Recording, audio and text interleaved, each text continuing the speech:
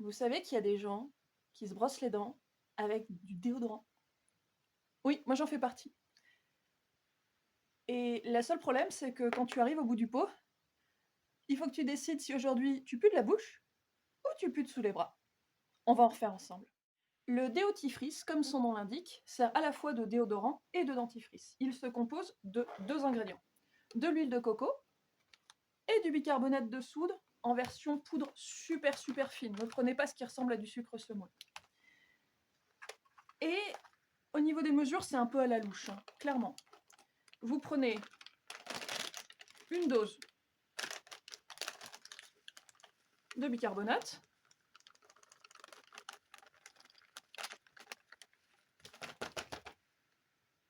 on va dire à peu près ça, pour 3 volumes d'huile de coco. Alors vous embêtez pas, vous la prenez à température ambiante. Prenez juste une bonne cuillère s'il fait 18 degrés chez vous. Vous pouvez éventuellement la ramollir un peu, mais c'est vraiment pas la peine. Sauf si vous n'êtes pas du tout musclé et que vous n'alliez pas arriver à remuer tout ça. Bon allez, pour les personnes qui ont vraiment envie de me voir mélanger du déotifrice, voilà la technique. Tu écrases, tu tournes, tu écrases, tu tournes, tu écrases, tu tournes, tu écrases, tu tournes. L'idée, ça va être juste d'homogénéiser la pâte.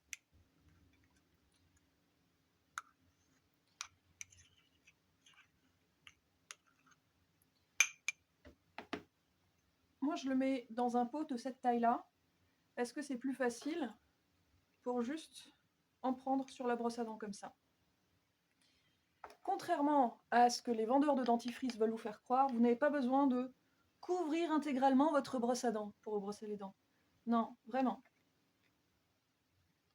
Cette dose-là suffit largement. Pareil pour le déodorant. À moins d'avoir des aisselles vraiment énormes, un bout d'ongle va suffire. Étalez-le bien. Et pourquoi ça marche? Comment ça marche? Le bicarbonate est naturellement antibactérien. L'huile de coco est naturellement hydratante et antifongique. Donc en mélangeant les deux, vous allez avoir une action qui va empêcher le développement des bactéries et donc le développement des odeurs. Pourquoi ça marche sur les dents? Parce que le bicarbonate étant en poudre, il est légèrement grattant, donc le mouvement mécanique aide, mais surtout c'est un basique. C'est-à-dire que ça va enlever l'acidité qui est ce qui attaque vos dents. Est-ce que la noix de coco sent la noix de coco en termes de déodorant? Non.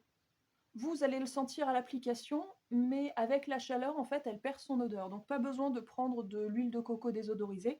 Prenez-la surtout au rayon cuisine, c'est moins cher, en version huile vierge. Et ce paquet, il m'a coûté 3 €, il y avait 250 grammes.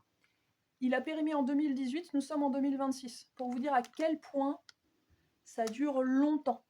Vous pouvez tout à fait prendre du bicarbonate alimentaire. Le tout, effectivement, c'est prenez la version poudre qui est très fine.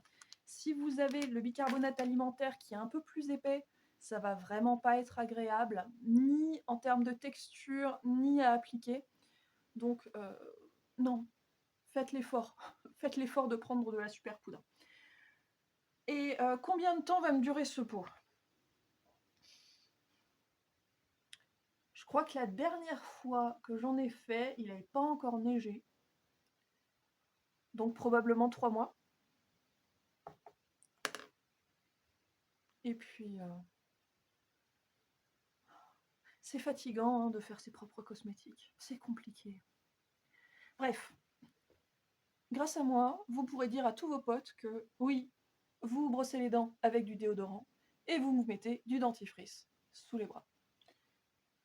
Merci beaucoup de m'avoir suivi dans cette vidéo. N'hésitez pas à partager. Vous retrouverez la recette sur le wiki du Low Tech Lab. Et moi, je vais aller me brosser les dents.